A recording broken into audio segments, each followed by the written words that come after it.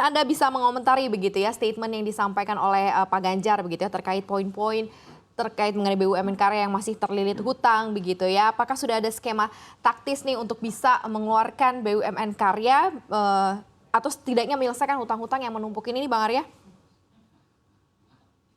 Jadi terima kasih kepada Pak Ganjar yang telah mengkritisi kita BUMN seperti telah disampaikan oleh Pak Ganjar ya, dan Pak Erick juga disampaikan juga. Terima kasih atas kritikannya dan masukannya gitu ya. Ini akan dimasukkan sama kami, buat kami juga untuk kita perbaiki. Tapi saya berinformasi lah gitu ya. Kan Pak Ganjar bilang ada banyak BUMN karya yang bangkrut. Mungkin Pak Ganjar bisa coba cek datanya, yang bangkrut itu cuma satu, namanya Istaka Karya. Itu pun sudah mulai bermasalah sejak tahun 2012. Ketika kami tangani, itu sudah masuk ke proses di PPA dan masuk ke apa namanya pengadilan pengadilan inilah ya, pengadilan yang memang dia digugat untuk pilot gitu. Jadi cuma satu gitu ya, Istaka Karya gitu ya. Kemudian juga jadi perlu dijelaskan, jadi nggak banyak lah gitu ya, jangan jadi banyak gitu, satu aja kok gitu. Mungkin biar Pak Ganjar juga dapat informasi lah gitu ya. Kemudian yang kedua, kita mau beritahu juga, kan dibilang bahwa ini masukin APBN dan sebagainya. Nah ini perlu kita jelaskan bahwa justru sekarang ini kami di zaman Pak Erick ini, kalau memang dia tidak secara ekonomis nggak layak, maka itu penugasan, Pak. Itu banyak penugasan, ya banyak penugasan yang memang orang swasta nggak akan mau masuk, gitu. Nggak mau masuk itu karena penugasan. Tapi kita harus lakukan. Makanya kalau itu memang kita minta APBN. Saya kasih contoh lah misalnya di Jawa Tengah itu kami tuh punya sekitar 17 proyek jalan tol loh yang memajukan Jawa Tengah. Total nilainya 88,89 triliun. Itu kalau swasta nggak ada yang mau masuk. Terus kalau nggak masuk BUMN, gimana Jawa Tengah? Kan kasihan nanti, nggak bisa berkembang gitu ya. Jadi hal-hal itu yang harus dilihat bahwa BUMN itu ada yang memang dia yang nggak layak secara ekonomi, yang memang harus diberikan itu penugasan, yang mau nggak mau harus ada APBN. Di samping kami juga untuk bagian dari aktivitas untuk keuangannya gitu. Nah ini di zamannya Pak Erick ini diperbaiki gitu loh mekanisme itu. Jangan BUMN itu dipaksa untuk mengerjakan yang memang secara ekonomi nggak layak. Tapi sekarang kita sama pemerintah, kalau memang nggak layak, betul BUMN akan turun, tapi ada suntikan PMN di sana di APBN, disuntik kepada BUMN-nya itu supaya ada pembangunan. Kalau kita nunggu nanti 17 proyek yang nyampe hampir 89 triliun di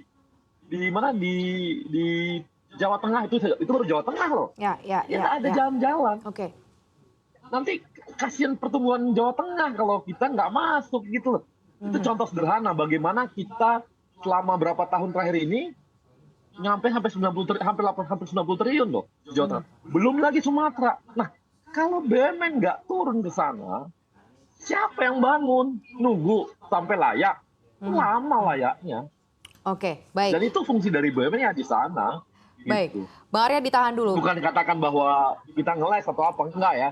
Saya mau beritahu bahwa kita mau mendudukkannya dengan proporsional, gitu ya. Gitu ya, bahwa banyak proyek-proyek PNM yang justru atau proyek-proyek penugasan begitu yang justru malah membuat tekanan terhadap hutang dari BUMN ini sendiri begitu. Mungkin ada formulasi atau evaluasi sejauh ini seperti apa, Bang Arya?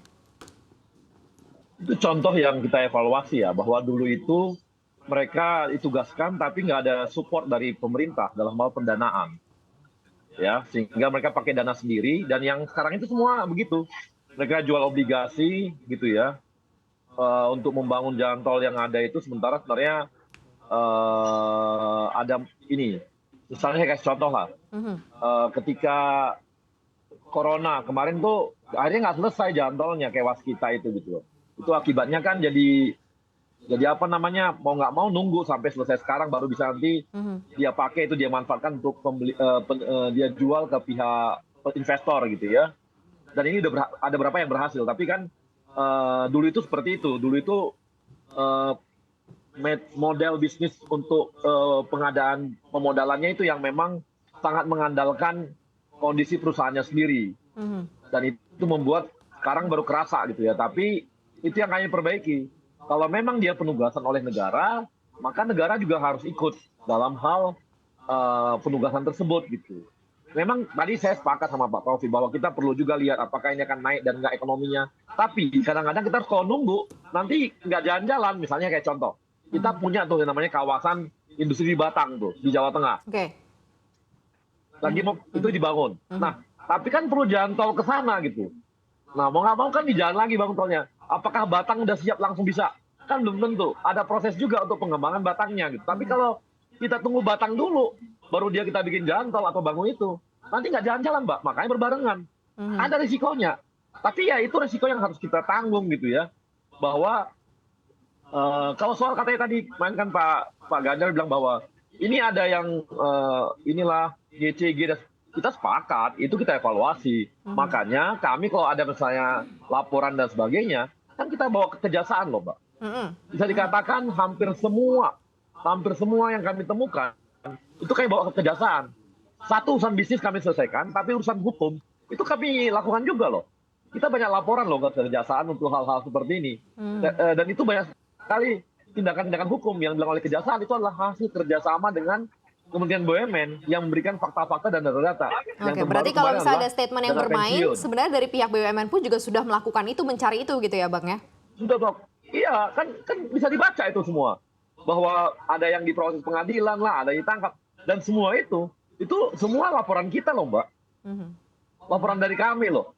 Jadi kalau satu sisi kami benahi pembenahan masalah finansialnya, sisi lain kita kalau ada masalah GCG-nya, pelanggarannya, ya kita bawa ke kejaksaan. Dan itu proses jalan terus. Tapi kita benahi juga. Tapi di sisi lain juga, kami kan makanya, kami sekarang ada yang, kami hitung, Pak Erick tuh hitung sekitar 3 tahun lagi lah, urusan karya-karya ini bisa diselesaikan. Dengan mengalami yang namanya melakukan perubahan-perubahan, seperti misalnya, ini kan karya-karya kita ini dia bersaing Mbak antar dia sendiri. Bertarung antar dia sendiri. Di mana mereka tender gitu ya, tender, itu mereka saling tarung dan akhirnya nggak efisien lagi. Dan malah bisa dibilang kondisi tidak untung pun mereka ambil. Yang penting dapat proyek dulu gitu. Itu terjadi di situ. Jadi banting-bantingan harga. Makanya kami mau mengkonsolidasikan. BUMN ini kan mau dikonsolidasikan, Pak, untuk karya-karya ya. Artinya ini yang mau kita sentuh untuk apakah di merger atau di holdingkan atau apa, itu proses kita. Ini kan udah kami lakukan di sektor lain. Betul. Di mana misalnya di Inhan kita holdingkan, di survei kita holdingkan. Itu akibatnya persaingan antar perusahaan udah nggak lagi terjadi karena dibagi-bagi nih pekerjaannya. Ini enggak, banting harga dan sebagainya, akibatnya malah mereka semua dilakukan demi dapat proyek. Nah, ini yang kami lihat juga salah satu perbaikan yang kami lakukan. Tapi di sisi lain kita melakukan yang namanya restrukturisasi juga terhadap kondisi keuangan perusahaan-perusahaan kita BUMN, itu kita lakukan supaya bisa sehat. Nah, kita perkirakan gitu 3 tahun lah baru karya-karyanya akan bagus gitu.